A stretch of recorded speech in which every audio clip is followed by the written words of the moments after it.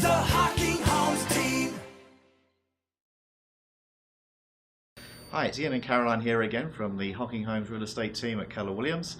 And today we're actually talking to the move-up buyer. So you have a home that you're probably selling and you're about to buy another home. What we thought we'd do is do a quick recap of some of the documents that things do change. So we thought we'd just do a quick recap of some of the documents you'll be signing from the purchase side, and also discuss one particular clause which is known in the industry as an SPP, or the sale of the purchaser's property. So Caroline's here with me again, which is fantastic. Hello. And Caroline's just going to run through quickly the documents, explain them just as a quick recap.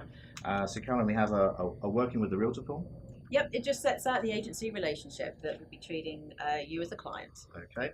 Then a buyer representation agreement.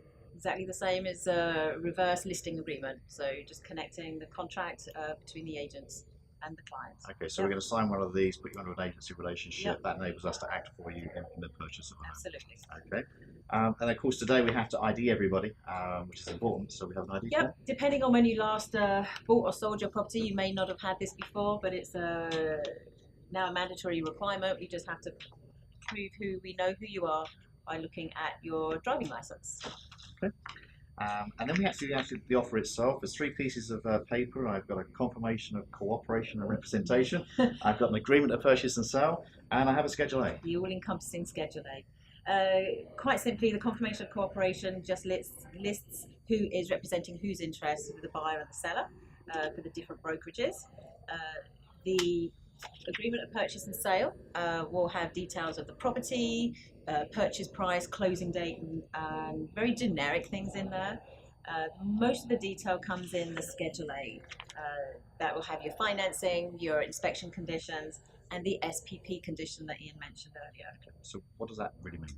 SPP is known as sale of purchaser's property. So generally, if you already own a property, you could be offering on another property before you have sold yours. An SPP condition will allow you a little bit more time, whereas financing and inspection is generally 5 days. SPP, depending on market conditions and how active the market is, we may be asking for 3 or 4 week condition to enable us enough time to sell your property. So it kind of says that I'll buy yours if I can sell mine. You can tie up the purchase side conditionally on the sale of yours, yes. Okay. Now, can somebody, if I'm trying to buy a property and they agree to this condition, can the seller get out of this in any way?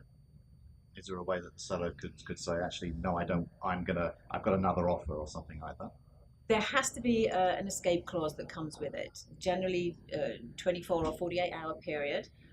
The seller can take another offer, but they have to give you the first right of refusal, and that's Okay. where the 24 or the 48 hours comes into it. Okay. So you then get that time frame to make up your mind whether you want to commit to purchasing, regardless of whether you've sold your home or not. And that's quite an in-depth discussion we need to have at the time. Okay, so that's a clause that we would put into the back of the offer. There's several other ways of actually executing this type of a condition as well. So it's really important that you get the right kind of expertise. So give us a call at the Hocking Homes team. We'd be happy to help you purchase a home, obviously sell yours as well. And like Caroline and myself or one of the team would go through and explain this in great detail. So thanks very much for watching. It's Ian and Caroline at the Hocking Homes team, Keller Williams.